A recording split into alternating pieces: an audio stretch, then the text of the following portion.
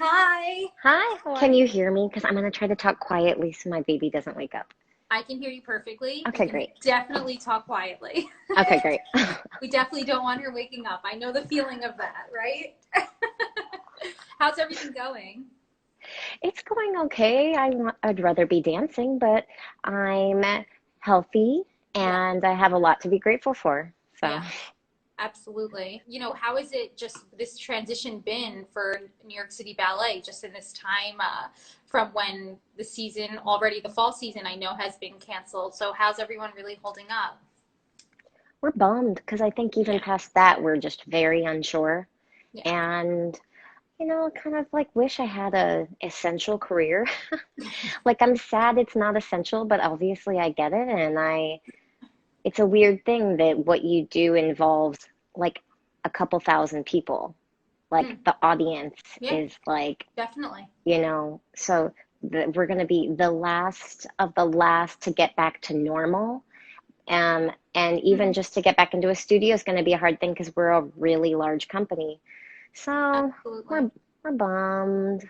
But I think that it's this forced time to like find other things to stay well-rounded. Yeah. So, Absolutely. I just feel like this is such a challenging time for all of us, especially for us dancers, because I feel like we thrive on somewhat of a routine and structure. And, our whole training is built upon structure and a framework. yeah. And just having that taken away is just really tough. Yeah. But I keep telling like all the students I teach, this will make you more resilient in the Yes. future Yeah. and there will be things that will benefit from this somehow someday. We're learning some skills and we're learning how to maintain our fitness Hmm. on our own so that Absolutely. no one will be afraid to go take a 2 week vacation like they were before. Yeah, yeah. It's so true because one major source of anxiety for so many dancers is that break from what they know and, Yeah, and their schedule and their training.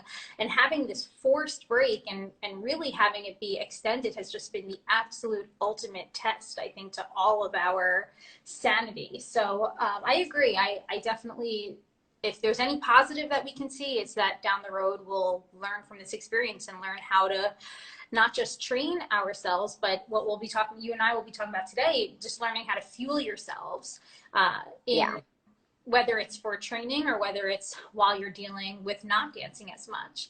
So that being right. said, Megan, I'd love to just dive into some of the questions that I had messaged you about. So as you know, a lot of dance students face challenges just throughout their training, whether that be surrounding food or body image. And I'm just curious to hear from you if there were ever any major challenges, whether in your pre-professional days or in your professional days, that you felt you just dealt with, and even how you overcame them. You mean before I was in New York City Ballet? Yeah, we can start with before. I would say more in the pre-professional student Yeah, world. yeah. I mean, I'm pretty petite. Mm-hmm. But then in that it has its own uh, kind of moments of doubt that, like first of all, am I going to even be tall enough? But then when you're shorter, you sometimes kind of feel like you can put on weight really easily or Absolutely. really, really quickly. And for me, I think the struggle was going through puberty and like getting boobs was like the hardest thing as a dancer for me as a young student. Like I remember I went to SAB one summer and then I came back the second summer and I saw all my friends and one of like my gay friends was like, "Oh my God, you have such cute boobs now." And I was like, "What?" Like I had like no idea about it and I was then Right. suddenly, "Oh my God," so self-conscious. And he was saying it like a positive thing, but I was like, as a dancer, like you're like, "Are we even allowed to have boobs?" Like it's like this Absolutely. like Mm-hmm. you're just like constantly worried that you fit in. Yeah. And when you're going through puberty, that's a really hard thing because your body changes every single day. I would say for me from like 15 to like 20, I was like, woo, woo, like you just don't know what you're going to get. And Yeah. especially when it matters to like at least being in a company at a young age at 17, you go in and you need to fit into the costume Hmm. that you tried on last week. And like, Hmm. if your hormones are crazy out of whack, that's a really hard thing to feel like you just don't trust what you don't know yet in life too. You don't have those tools and skills of knowing what's balanced for you and what you can let yourself do and then what's a little too much. And it's this pressure cooker where you're focusing on it too much, and I think that makes it really, really difficult. So that was the problem for me. And I think all young ballet dancers look in the mirror and compare themselves too much. And even shortly after those years, I was very aware that like you can absolutely not get through that time doing that. Like, and I knew that wasn't what I was supposed Yeah, to be doing, but it's almost like a guilty pleasure to like sure. measure yourself up and be like seeing, so for me that was the struggle, and that took, it takes those years to get over that. Hmm.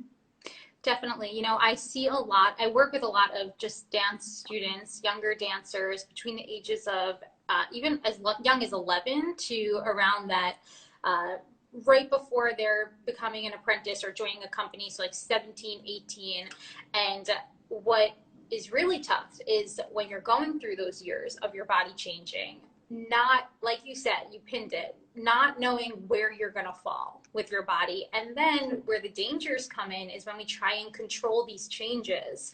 If we start getting boobs and we start gaining weight, and then we start to get nervous about that because it's like you said, is this okay for a ballet dancer? Is this going to help me fit in with the demands of the company that I'm striving for? So then we see a lot of disordered behaviors, disordered eating, restricting what we're eating. And that could down the road be very detrimental to the very career that you're working so hard on. So I think that Totally. as dancers, those ages of those prepubescent to adolescent ages are just so critical for growth as a dancer, but also just as a human, and Yeah. realizing that your body's going to change. It's a matter of really learning how to be okay with that. Yeah, it's a really hard thing. Like you just don't know what you're going to end up as and if that's Mm-hmm. going to fit in with what you want to do. I think that's Exactly. true for any athlete, probably Mm-hmm. gymnast, they get sized out height wise. Like those are just overwhelming years if you care about something and you really want to do it. Yeah. So now my next question is, was there ever a time in those years that you were training that you started to make this connection that what I was putting on my plate is going to impact how I perform, whether that just be in class, at an audition, or even on stage? You know, for me, it wasn't those years so much. It was more like when I was in the company, I would say 17 to like 22 is Mm-hmm. when it really, it was part of the whole experience for me. In Mm-hmm. the school, it wasn't such a big deal. I was fitting in. And you know, at a certain age, you're kind of like able to eat whatever you want, and it's no big deal. But I do remember coming back from one summer course, and I had gained pounds, and Mm-hmm. I'm short, I've never had a growth spurt. Mm-hmm. Like I always grew 2 inches every year, so that's a Sure. lot. Yeah. And I remember coming home and my mom explained to me, I was like 15, she explained to me what a calorie was because my mom's a dietitian. Oh, cool. I Yeah, didn't know in a that. hospital. Yeah. And and I remember it being the most depressing conversation of my life. And I was Mm-hmm. like looking at all the food I normally love. And it was like the end of my childhood, you Oh, know? yeah, yeah. That's, you bring up such a good point also, because when we start to get too honed in on the science of nutrition, like calories and macros, all of that education can be super helpful for a dancer because it can be helpful to learn how to fuel your performance. But, many dancers do have a very type A perfectionist type mindset. So it's like Yes. if we're turning that information into obsessions, Yes. that's where like we have to be really careful, because it's not that any of these foods should be taken away from a young dancer, but it is about learning, what's going to help your performance, and learning how to fuel yourself for a day of long rehearsals, of long classes, and then know when those foods can fit in Right. for a day. Right. So that the eating for performance kind of really came in when I was in the company, and I got into New York City Ballet at 17. And probably a year in, I think I was an apprentice, I got a weight talk. Wow. And ironically, I got promoted to principal at the exact same weight Oh, three wow. 3 years later. Wow. Wow. Maybe, That's a very maybe, interesting point. yeah, maybe three, maybe it was even 2 years later. But Hmm. 2.5 years later, I got promoted to principal, exact same weight. And so I didn't, looking back, I was like, was that even necessary? I think Hmm. that, um, you're doing all the right things and eating the right way, but like, I think there's a period of time where your just body looks a little swollen as like Yeah. during those puberty years. And definitely what changed was, my muscles, like I became more athletic and but from that weight talk, while it was like devastating to me and I just wanted more than anything to be in the company, and I was like, I'll do what I need to do. I went home. What I want to say is I realized that I needed to understand the seriousness of us being in our prime condition, eating for fuel and, trying to build muscle and train. And I don't look at that as like, I never look at someone in their physical tip top shape as someone that has an issue. So I think for me, it was almost like the stigma of being a ballet dancer that Right. you might have an eating issue.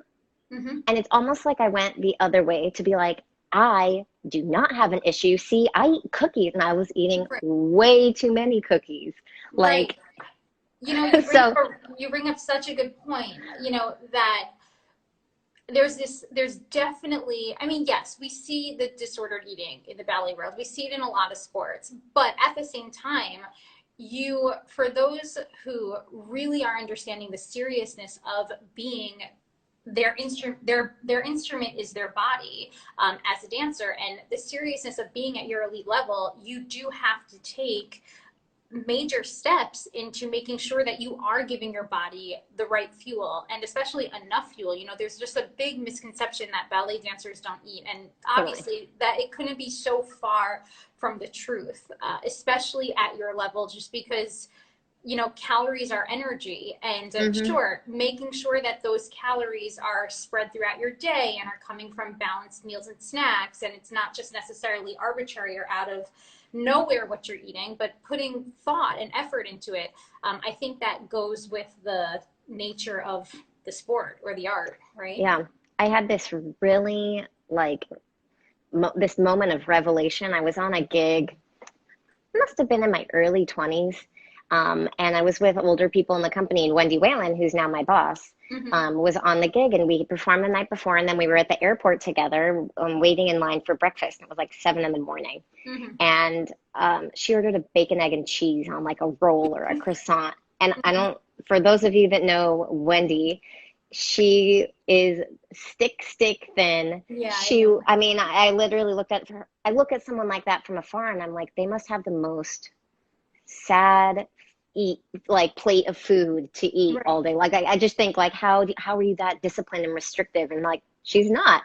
She Right. just is working her butt off. And that was this huge moment of you're supposed to eat. Like I realized I had to give myself permission. And you think to achieve as a ballet dancer, you're supposed to be like almost with some type of issue, Yeah, of and course. and um seeing that made a huge difference for me. Mhm. Yeah, I mean, I will get contacted by parents of dancers who will surprisingly be nervous that their dancer eats too normally for a dancer, if that makes any sense. Yeah, And I explained to them that really the long-term relationship with food comes into exactly what you just said, which is giving yourself permission yeah, to eat and to fuel yeah, your body, and to realize that that's the only way your body is going to function as an athlete, because dancers are yeah. athletes. They're artists, but they're also athletes. So what my big mistake was, if I could go back and fix it, was as I started getting a lot of big roles at New York City Ballet, the stress. So I had been told to lose weight, Mm-hmm. and I lost weight, and then I lost a little too much because we went on tour, and I was like not, you know, keeping up with what I was on the scale, and I got way too far. So that's when I kind of realized for me a scale is really important. It keeps Mm-hmm. me less obsessive. Oh, But we wow. can Okay. talk, Mm-hmm. yeah. Mm-hmm. Because if you spend your whole day in front of a mirror, if I know a number, then I'm like, I'm not going to look at me, and like every mirror is different. Why would I be Yeah. judging what I look like in a mirror and judging what I look like next to other people? Like I know for me as a professional now, I have a range where I know I can perform well, Sure. and I stay within that range. I have enough energy, and that I'm light enough to get off the ground. So Sure. anyways, Yeah. my big issue was I was too restrictive in those years, and I got a lot of big parts, and I got pushed really hard, and physically I should have been fueling myself more. And Hmm. so because I was restrictive, then when I would give myself food, I could not stop. So Yeah. Right. I was in like a bad binging cycle, probably from 20 to 22-ish. I don't know how Mm-hmm. long it lasted. Probably through a lot of my 20s. I struggled here and there Hmm. with it, but big time at the beginning of my 20s. And um, it was just, I, it was my body telling me, you're doing a schedule now where you need more. And I just Yeah. wasn't giving myself Yeah. that. So that was my weird time of being wrong in my head about food. And it was really scary because I could not, I had no connection between my head and my stomach. I could Yeah. not tell when I was full, and it was But just so totally messed up. I mean, that's an incredible point because when we exhibit too much restraint and too much control, we really lose touch with just the intuitive ability to actually connect our mind to our body. Feeling full, feeling hunger, your body at the end of the day will revolt. Essentially, what it was doing was almost like revolting and saying, no, I need more energy. You're not giving Yeah. me enough energy when I need it. So those times when you're just sitting on your couch and it's a weekend and you are going in for a quote unquote splurge, then you're just going to take it that it's that all or nothing mindset.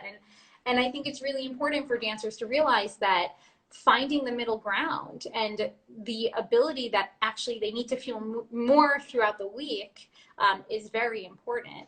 Now, you said something really interesting about a scale, measuring your body weight, and that actually being helpful for you because you know where you perform best at. And I think that's really interesting because I just want dancers to realize that every dancer is different. Some dancers I find that having numbers like that doesn't help them, especially when their numbers are just coming from a very unrealistic place. But at your Right. level and at your stage of the game, Megan, you know where you need to be. And Well, I, and it comes from experience. Like I'm not yeah, judging the number. I yes, know what number I was at when I felt like I had strength on stage. yes, And yes. so that's what I take it from. Yeah, great point. I mean, it comes from your experience. It comes from your level of knowing how you can perform with enough energy and not feel drained. And most importantly, not end up in that cycle of where you are, eating during the week and then on another day just going into that all or nothing mode. I Um, remember so much in my 20s waking up and being like, I feel disgusting. I ate so gross yesterday. And I was like a detox day. That was a lot of my 20s. I remember I just couldn't, I struggled to find the balance and that yeah, yeah. connection between knowing what you need. Right. It's so common to just end on that cycle of like where you feel that way. And then really what it's doing is it's just setting you up again to have another experience where you're just going to go overboard. But now just some quick questions about how you do like to fuel. Obviously now is a different time. We can't really compare because we're home and we're unfortunately not performing. But when you do have your performance schedule, what are some of your go-tos for your pre-performance snacks or meals? Definitely not a salad and Mm-hmm. not a soup because it's going to be like whoosh, whoosh, Yeah, yeah. as you're jumping up and down, or if a partner squeezes your stomach and picks you up in the air. Mm-hmm. So I it it changes. Sometimes I'll have like a real meal at like if it's like at 3 o'clock, Mm-hmm. I can have a real meal before like a 7:30 show, Sure. and I can go get like it's a place in New York called Dig In, and you can get Mm, like yeah, I love digging in. chicken and kale and Yeah, like all the things, and I'll even get a side of macaroni and cheese if I yeah, performed the night before, and like I eat this like really big thing with like vegetables and protein and all carbs and a yeah. little bit of everything. And so sometimes that's what I do. But if I'm dancing all day long leading up and I can't just like fill my stomach with a big meal 4 hours before I dance, then I do like lots of little snacks. Like so I'd go to the deli across the street from the theater and I'd get like string cheese, apple, banana, a Cliff Bar. I used to be obsessed with cottage cheese. I think I overdid it. I'm not even like gonna go there anymore. I'll have a small sandwich. I'll get a sandwich, and sometimes I'll have only half of it. Like I kind of like just like stock up. And one of my favorite things is maybe not the most healthy, but after like a really, really hard rehearsal, like I'll get like a sandwich and a big bag of like really salty chips because I just need more sodium. Yes, yes, the electrolytes, right? Just from performing, just to replenish them. That's a really good point. So it sounds like when you have time before your performance, when you have like a good 3 to 4 hours, you can do a really solid meal. But if it's a day that's just packed with classes and then an afternoon rehearsals before you get to the performance, it's more like you're just having to go prepared with very easy emergency types of snacks. Yeah. Yeah. And it's more like just constant little snacks then throughout the day. And almost like you don't have enough time to eat. Anytime you have a minute, you just have another snack. And then at the end of the day is when I have my dinner. Right. So that's what I was going to ask you next. You know, what are your post-performance rituals when it comes to food and just winding down and recovery? I don't do like I don't have to come home and really take care of my body for some reason. I don't do ice buckets or anything. I literally come home and usually my husband is like we do Blue Apron. And oh yeah, I love that. I really love it because you Yeah. have a variety of recipes and it just gets you eating different things and it I think it's healthy for dancers because it makes you realize no, you can have this big plate of food because it's so easy to get into that snacking mindset as a dancer. So I really love Blue Apron. And so he'll have a Blue Apron for me, like warming in the oven, and I'll sit and have a glass of wine, which is sometimes the most important part of the day. Of course. You know, Blue Apron is so great. I recently did HelloFresh, and it's also such a great option for a dancer who's busy because, like you said, it also, not just that you can have this big plate of food, but I think it shows dancers that they can have versatility in their day. You know, I think a lot of dancers will get very hung up on eating the same things day in and day out, just what's comfortable for them. And I love those meal delivery options because they just really force you to think out of the box. And their ingredients are so, everything is fresh and local. And you're really working with just a lot of quality ingredients with those things. So I happen to love those as well. Yeah, I'm obsessed with Blue Apron. My life would be less interesting without it. I get that. It really does. And it makes life easy because you don't have to go to the supermarket and pick what, you know, figure out what you're getting and what ingredients you need. And I love that there's nothing wasted. There's no, like, if you need green onions, it gives you two, you know, like, it's not. Absolutely. So, Megan, my final question for you is just really general question, but how would you define what a healthy dancer means? I think a healthy dancer, you have to start with up here. So I think for me, it's like all a head game in terms of eating and being happy. And you have to be, first of all, dancing because you love it. And not doing it for anybody else. That's important. Absolutely. And then you have to be dancing to your fullest potential and working and training your body to its fullest potential. And that is not the same as the person standing next to you at the bar. And we all have our strengths that we can maximize. That's not going to be the same for every person. And I think we get into negative mindsets when we're standing in front of the mirror all day long being told that's not right, that's not right, that's not right, do it better, do it better. So I think if you can be in a gentle place here, I think that the food will work out more. And I think that we have to give ourselves permission to sit down with a placemat and have a real meal. You can always, as a dancer, start off your day with a real breakfast and a real dinner. Maybe in the middle, because we're training, you have to snack, and you can snack in healthy ways. Put the placemat down, put a nice drink, and make a colorful plate, and like treat yourself. And if you take that time, I think the connection between the mind and the stomach stays a lot stronger.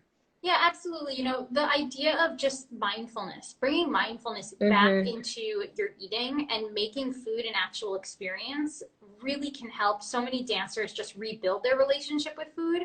Again, something that can become so controlled and so worrisome and very anxiety ridden. I think if we actually put thought into it, and that's not to bring up those meal services again, but that is what they help to do, because they help to like reconnect us to just different types of foods and actually cooking your food.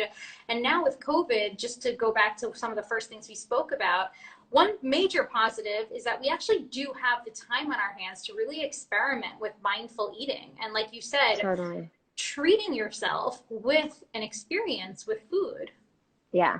Yeah. I'm married to a French guy, and so There you go. That's all you have to say. I mean, yeah. They take like all, 2-hour lunches, you yeah, know. So yeah, I've learned like how enjoyable a meal can be, and it doesn't have to be a stressful thing. I even remember when we very first got together, he like made me this amazing breakfast, and then I realized if you have this full plate of like fresh, healthy things, like you don't need all of those snacks later because you feel satisfied. absolutely. You know, dancers will get, like you said, so used to into the snacking mindset, which again can be helpful for really busy days. But when you actually have the time, realizing that you can go out of your box and your comfort zone and really enjoy different types of foods and not have to worry about meeting this calorie goal, because you're, like you said, you're going to feel so satisfied. You might not want nor need the snacks in the afternoon after having a lunch like that. So I think that's just such a good point. Yeah. So Megan, thank you so much. This was absolutely wonderful. I loved speaking to you. Is there anything you want to leave us off with? No pressure, obviously, but just like to leave the mic open to you. I would say be gentle with yourself right now for all the dancers, because this is a hard time, and I know people that are really overwhelmed, like, how am I going to stay in shape during Yeah, this?